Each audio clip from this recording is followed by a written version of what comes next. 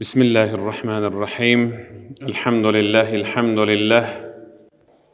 لله وكفى والصلاة والسلام على نبي المصطفى وعلى آله وصحبه ومن اختفى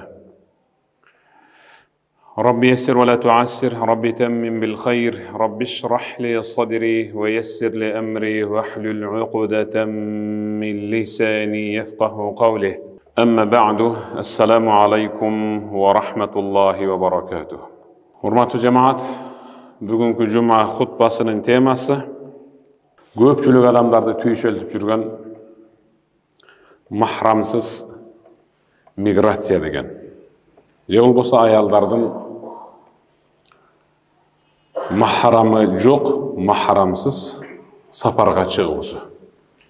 Ушунун жол жобосу. Же болбосо зыяны.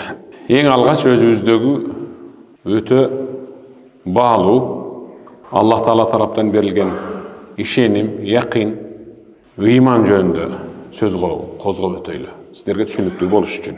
Пайгамбарыбыз Мухаммад саллаллаху алейхи ва салламдын мураскорлору деп эсептелген бизге чейинки эң мыкты сахабалар, табииндер жана ислам алымдары ушундай бир бизге түшүндүрүш үчүн сабак өтүштү. Инна масалал иман камасали балда лаха хамсату хусун. Негиз өзү ыйман бул 5 чептүү, 5 коргондуу кабат. 5 чептүү bir şar siyahtu. El-awwal min zahab. Birincisi en içkeridegisi al kavhardan, altından, marjandan aralashtirib kurulgan çoğun çep, aybay büyük kalın dual. Ekincisi min fidda gümüşten. Kiyinki dualı.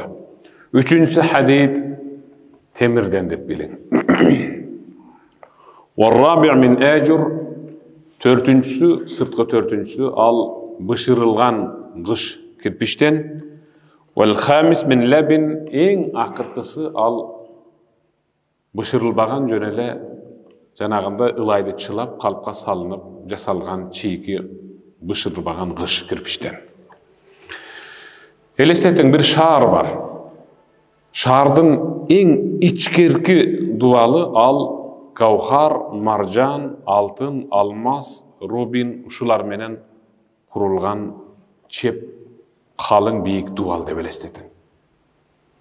Anın sırtındağı al gümüşten, anın sırtındağısı temirden, anın sırtındağısı bışırılgan kirpiç, en akırkısı bışırılbagan ılaydan, batkaktan salıngan kirpiç dep bilin. Emelestetin, şahar sakçıları, şahardağı uşul çegara kızmatkeri en birinci şahardın sırtındağı bışırılbay jasalgan kirpiç menen urulgan dualga öte katı gözömөл salışat. Antkeni çegara kızmat ошол жакты тосушат. Бул деген ошол мамлекеттер аралык ортодогу чегара. فإذا أهملوا ذلك طمع في الحسن الثاني. Эгер де ылай кирпичтен урулган чоң чеп коргон бузулуу эле кете турган болсо, душман аны бузуп эле ала турган болсо, анда кийинки чепти бузганга аракет кылышат. Бышырылган кирпичтен урулган чепти. Андан кийин үчүнчүсүнө өтүшөт темир дуалга. Hatta tahrab al-husun kullaha, oşentip anan gümüş dualdı, anan janagı barının köröйүн деген көз эки көзү 4 болгон эң кымбат алтын, маржан, кавхар дуал анан бузулат. Ал бузулгандан шаар талкаланат. Fakadhalika al-iman fi 5 husun. Dal ушул сыяктуу ыймандагы 5 коргон менен курчалган. Шаар 5 коргон менен курчалган сыяктуу ыймандагы İman, bizim imanımız. 5 korgon menen kurçalgan. İmandın atıramındağı, aylanasındağı çep dual al yakin. Yaqin деген Аллах Таалага болгон ишеним. Ал ишенимге эч нерсе, эч ким, эч кандай, эч жерде тоскоол боло албаган ишеним бул. Yaqin деген. Ошол себептен даватта yaqinga иштейт. Бардык нерсе Аллах Тааладан гана болот деп. Мына ошол yaqin. Кымындай да күмөн санабайт Аллах Тааланын кудуретине. Барын Аллах Тааладан көрөт жана билет, жана түшүнөт ошентип. Ыймандын тегерегиндеги эң баалуу коргон ал yaqin. Анын сыртындагысы ал-ихлас, бардык нерсени кунт коюп, дитин берип, берилүү менен, ихлас менен жасоо бул экинчи дуал. Ал эми сыртындагы дуал үчүнчү. Адаул фараид, фарз ибадаттары. Фарз орозо, фарз намаз, фарз закет, фарз хадж бүт бары. Төртүнчү дуал ас-сунан, сүннөттөр, нафилдер. Эң сырткы баягы ылай кирпич менен курулган дуал сыяктуусу ал хифзул адаб, мустахабтар, адеп, тартип, жүрүм турум. Бизде адеп сүннет деп эсептелет. Ханафи мазхабта адеп ахлакты, адеп сактоону бул сүннет деп эсептелет. Эми фамадамал муслим яхфазул адаб, эгерде адам баласы адептүү эле боло турган болсо, эң сырткы кирпичи, эң сырткы дуалы адептүү эле болуп, ва ятаахадаха, адепке көңүл бурса, фашайтан ла ятма фи, шайтан эч качан ал дуалды бузганга аракет кылбайт. Анткени ал адепке көңүл бурганы эң ичкерки yaqinге иштеп атканы болуп эсептелет. Ва иза тарака ал-адаб тамиа шайтан фи сунан, эгерде адам баласы адеби жок боло турган болсо, адеби тайкы боло турган болсо, анда шайтан сөз түрдө анын суннат амалдарын тымтыракайын чыгарып бузганга аракет кыла баштайт. Эгерде шайтан сүннөттө эле солгундатып, алсыратып бузула турган болсо, анда фил фараид, анда адам баласынын фарз ибадаттарын аралаштыра баштайт. Фарз ибадаттарына күмөн киргизе баштайт. Сумма фил ихлас, сумма фил yaqin. Эгерде фарзды эле солгундатып көзүнө фарзды кадимкидей жеңил эле көрсөтүп алса инсандын көзүнө, анда анын ихласына шайтан ойной баштайт. Эгерде ихласы эле чеңгелде боло турган болсо, yaqini анын колунда. Анын yaqin деген иманын өчүрүп таштайт. Ала ва инна мин ал-адаб аллати таджибу ал-мухафаза алейхи ма яттасил бил-а'рад. Эң сырткы адеп деген дуалды бекем карманган инсан эң биринчи өзүнүн абирин, намысын сактап калуу деп түшүнүш керек эле. Сырткы адеп деген чоң чепти көзөмөлдөп, жакшылап кароосу, ал өзүнүн абирин, намысын, өзүнүн апасынын, аялынын, эжесинин, карындашынын, кызынын, уулунун абирин сактап, намысын таза сактап калуу деп түшүнүш керек эле. Сырткы дуалды чепти сактоо менен. فيتحتم على المسلمين أن يتباعدوا عن مسائل حتك الأعراض التي حضرت منها شريعتنا الغرة. Негиз өзү биздин ислам динибиз шариат ар дайым эскертип келген ошол абирдин жыртылуусунан, абирди жыртып кое турган ар кандай себептерден этият болуп узактоосу теги сырткы дуалдан башталат, адеп деген. ولا زال يعز دولة المسلمين قائما ما دامت تحافظ على الأعراض.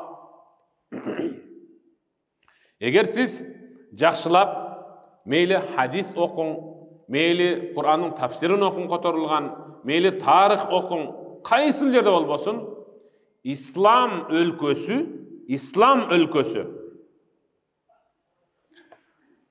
эркек менен аялдын намысы сакталган жерде ислам өлкөсүнүн желеги желбиреген.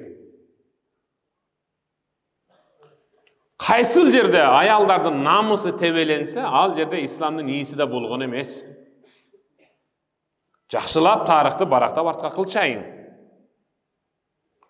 Осман империясынын тушунда дүйнөнүн жарымын жети кылымга жакын кармап турган империя ошонун тушунда эркек менен аялдардын өзүнүн намысы ушунчалык бекем сакталган. Мисалы, ар бир үйдө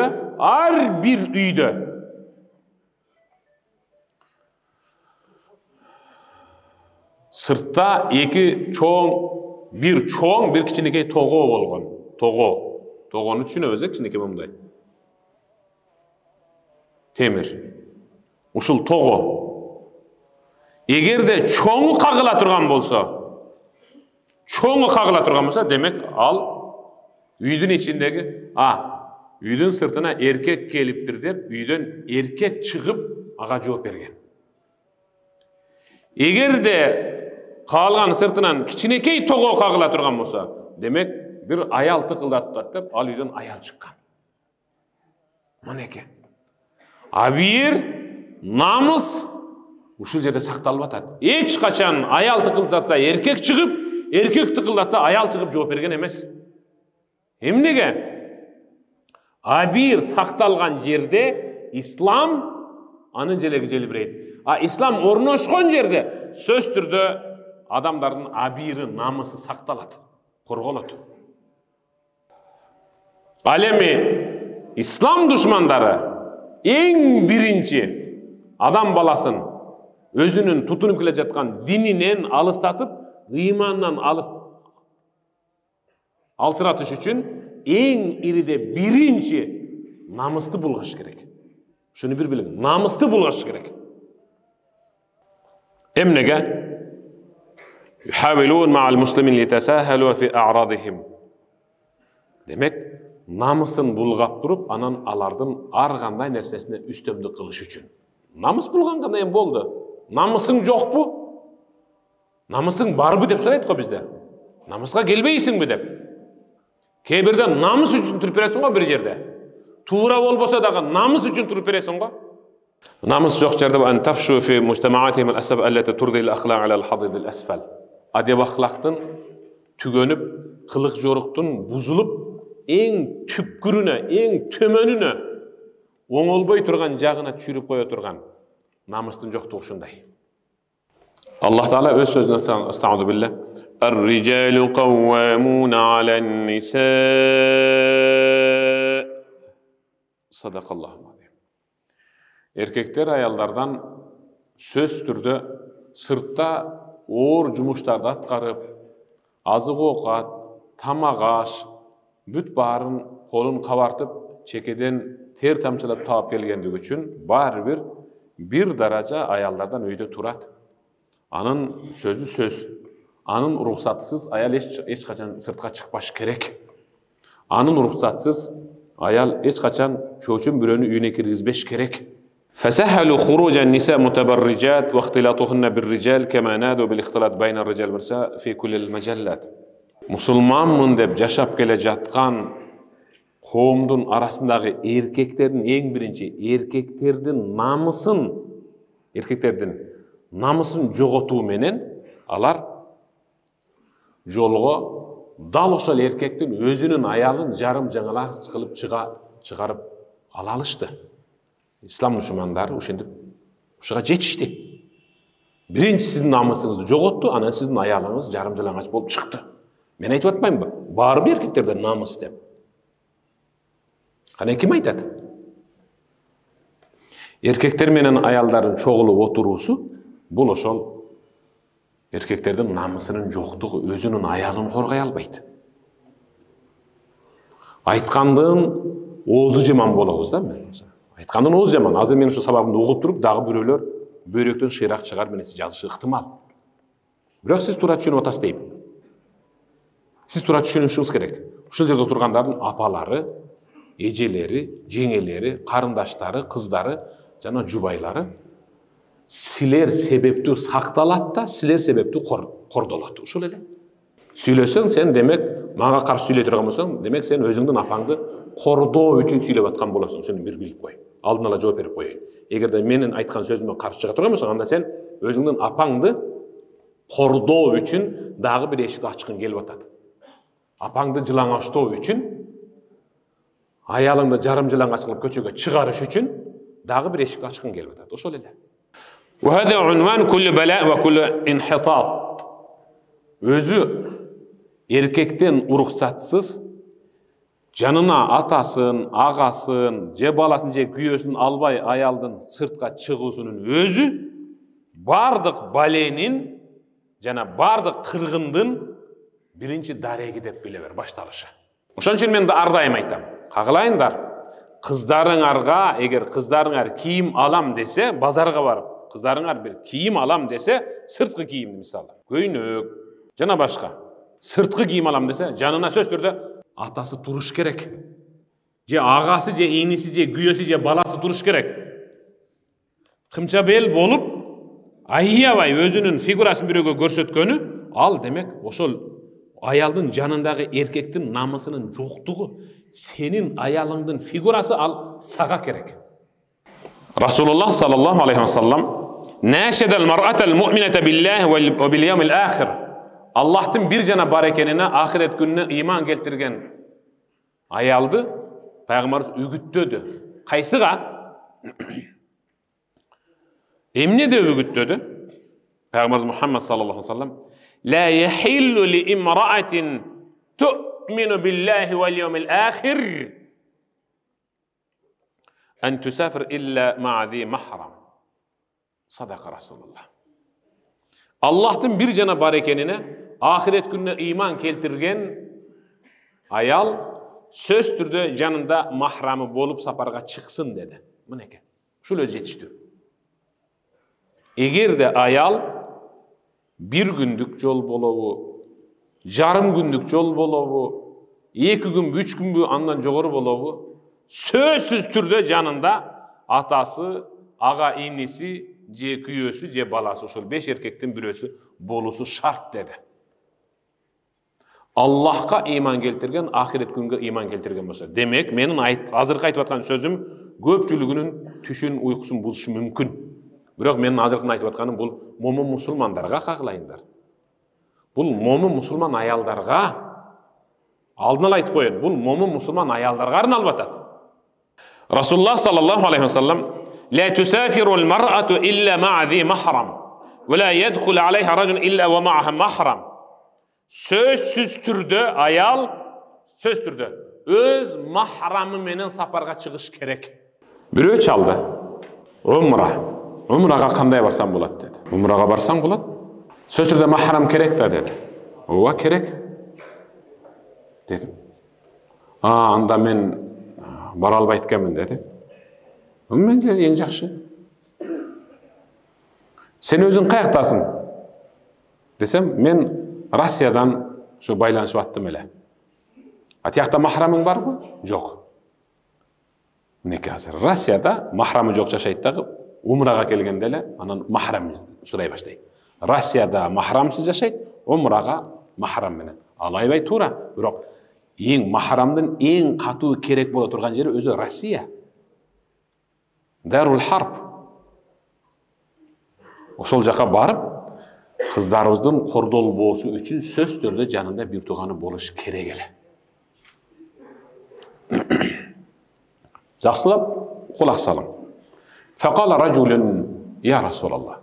Bir kişi gelip Peygamberimize, ey Allah'ın elçisi, inni uridu an akhruj fi jaysin kaza ve kaza ve imraati turidul hac. Ya Rasulullah. Men siz menen koşo gazawatga, jihadga жазылып koydum ele. Siz jariyalagan gazatga men жазылып koydum ele. Бирок ушул тапта аялым хажга барып келсек, мен акча топтоп койдум эле деп атат. Кандай кылайын? Мен чыгып кете берсем, аялым жөнөй берсе.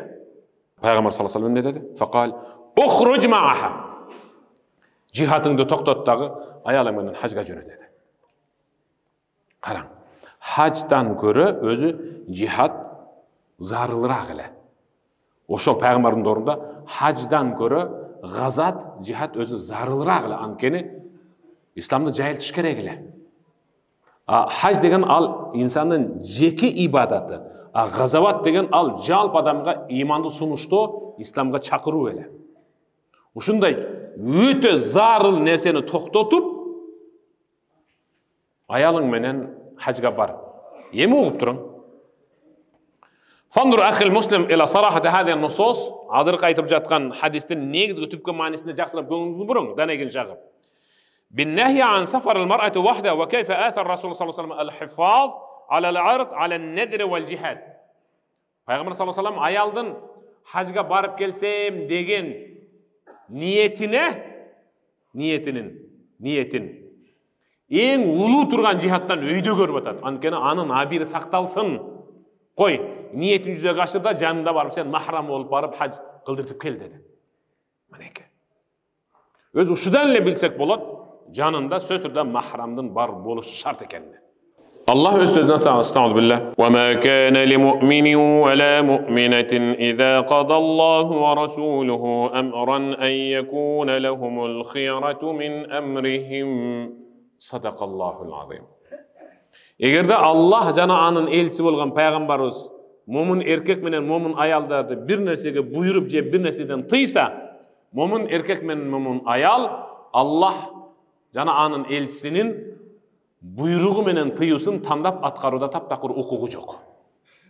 Дейт ушул аятта. Ахзаб сүрөсү 36-аят. Аллах жана пайгамбарыбыз эмнеге буйрса, аны аткарышыбыз керек. Эмнеден тыйса, эмнеге тыйды экен деп чукуланбай тыйылышыбыз керек. Буйрудубу, аткарабыз, тыйдыбы, тыйылабыз. Фал-мар'ату бидун махрам матма' ли-dhi'ab min ar-rijal wa dha'if al-iman. Өзі махрамсыз аял, көчөдө жүргөн, сыртта жүргөн аял, ал эркектерден болгон бир бөрүлөрдүн, же болбосо ыйманы алсыз, же болбосо ыймансыз эркектердин колундагы эле бир буюм сыяктуу болуп калышы ыктымал, Кудай сактасын. Кеч кезүүгө кошкон ала уюң менен кашка эчкин кезүүдөн, малдан келбей калса, түн уйкуң ушундай бузулат дагы, анан барып эми иштеп кел, кредитти жабасың деп жөнөтүп берген кызың үчүн таптакыр уйкуң бузуло элек. Эмне болуп жүрөт? Каерде жатып атат? Кантип жашап атат? Эмне жеп атат? Эмне ичип атат? Эмне кийинип атат? Ким менен каерде кантип иштеп атат? Аны менен ишибиз жок, бизге кредит төлөнсө болду. Бирок кашка уй чалып баркы жок калып атат го. Мына эркектердин намысынын жоктугунан кабар берип атат. Анан эле баланчынын кызы төрөп коюптур, анан тиякта ошонча кыздар төрөп коюптур, анан кийин мындай болуптур, анан тигиндей болуптур деген сөз биздин бетибизге жабылып атат. Махрам деген сөз дал ушул жерде керек болот. Өзүнүн абирин, өзүнүн намысын коргой албай кала турган алсыз зат бул аял деген. Күчү жетпейт. Кээ бир жерде тили жетпей калышы мүмкүн. Кээ бир жерде чамасы жетпей калышы мүмкүн. Ошол себептен Пайгамбарыбыз Мухаммад саллаллаху алейхи ва саллам өз аялын, апасын, эже карындашын жана кызын кызгана албаган эркекти Пайгамбарыбыз дайюс деген. Дайюс. Пайгамбар эмне деген? Дайюс ла ядхулул жанна. Дайюс деген ал жаннатка кирбейт. Анткени ал өз аялын, апасын, эжесин, карындашын, кызын кызганбайт ал.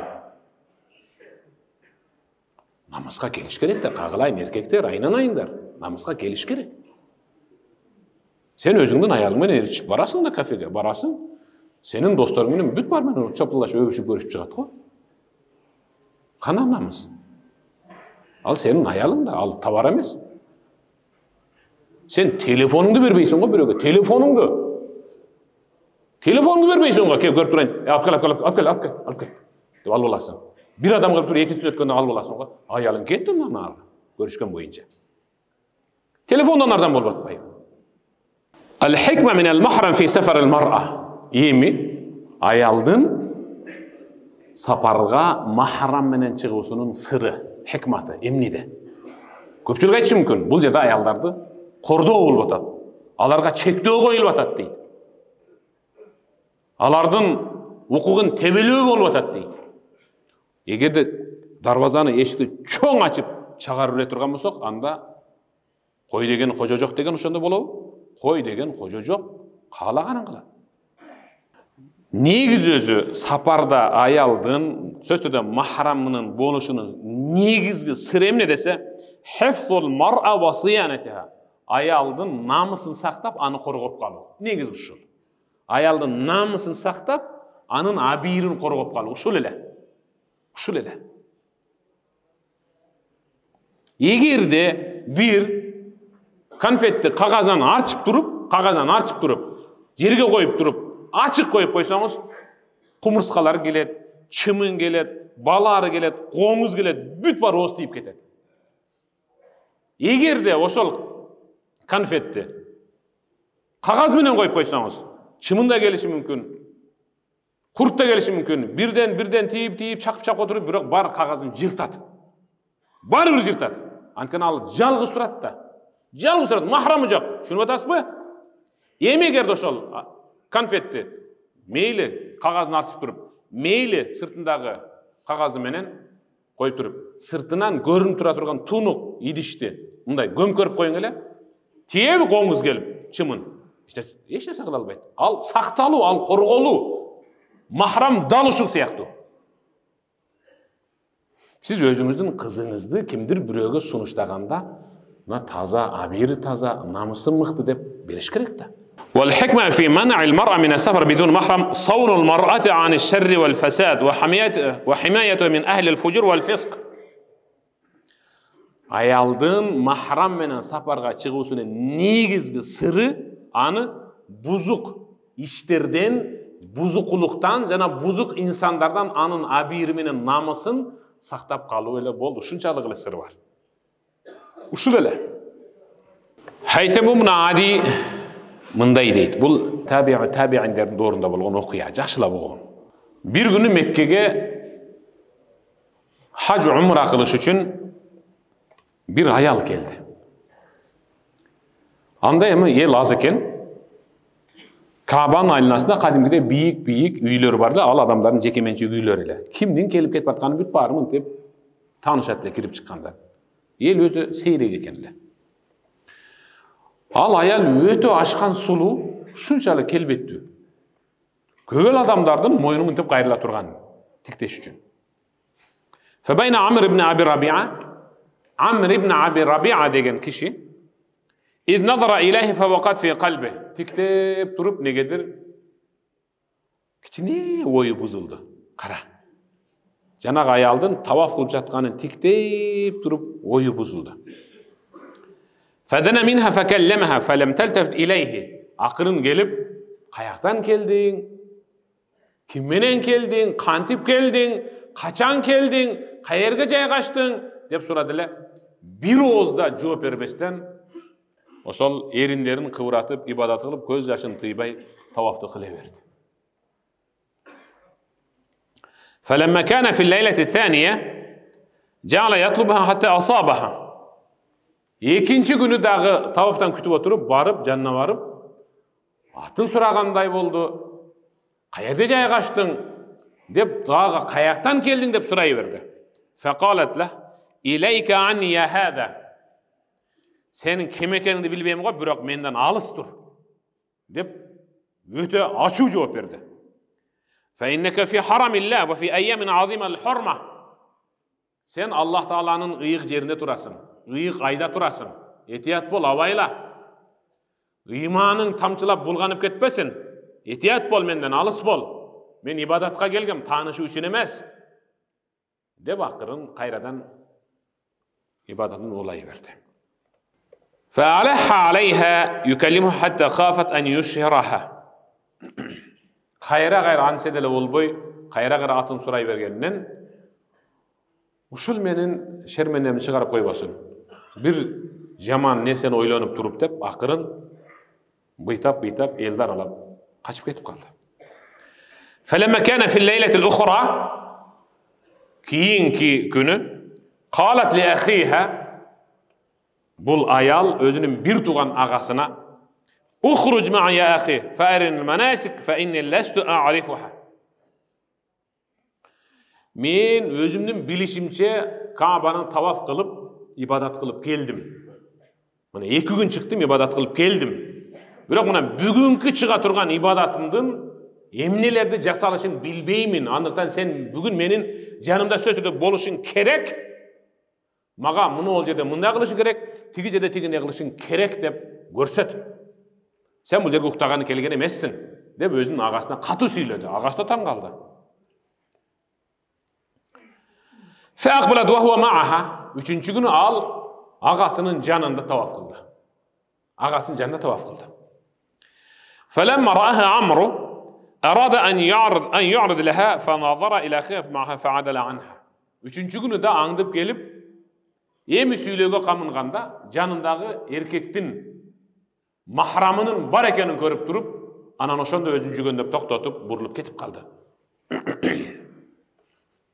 Ошондо байкап калган аял үнүн бийик көтөрүп туруп, мынандай сөз айтты. Ta'du dhi'ab على من لا كلاب له وتتقي صولة المتأسد الحامي. Бөрілер дағы қаванақ иттері болбаған жерге тис салат да. Арыстан сымал қорғойчысы болғанға дап басып, қадам ташталыбай қылат екен ғой деп таваф қылып атып қиқырды. Кімге тиіп ата демесіз қарағыла. Ошол себептен исламда дагы бир жак сөз бар. Кабыландар, арыстандар түбүндө байырлаган дарактын үстүндө эч качан маймылдар жашай албайт. Түшүнүп атасызбы? Арыстандар, кабыландар, илбирстер байырлаган дарактын түбүндө байырласа, анын жанына чөбөрлөр да келе албайт. Ал даракка маймылдар да жакын албайт. Анткени анын түбүндө кимдер бар? Арыстан бар, кабылан бар. Өзүңүздүн ким экениңиз жөнүндө эми өзүңүзгө өзүңүз маалымат бериңизчи. Сиз кимсиз өзү?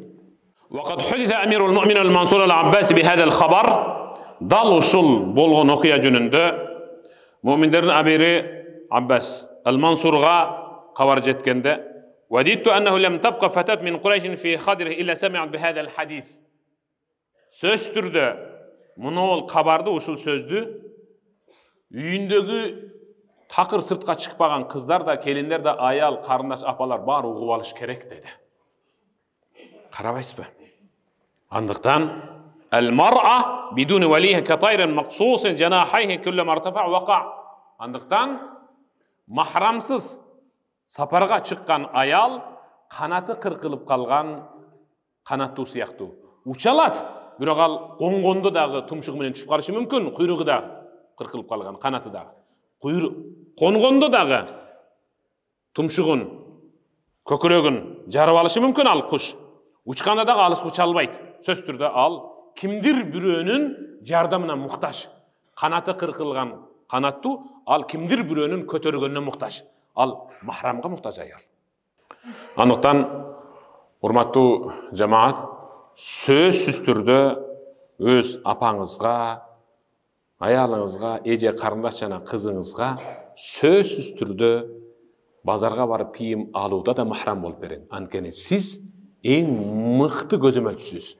Сизге муну кийим болот, болбойт, муну жарашат, жарашпайт деп жанында эркеги турган аялдын намысы жабык болот. Сөз түрдө махрам менен сапарга чыгуусу шарт. Аяттарга садакаллахул азим, хадиске садака расулухул карим. Амин. Аллахумма иннака афуун карим. Аллахумма иннака афуун карим. Тухиббул афва фа'фу анна. Я рахима бирахматика я архамар. Аллаху акбар.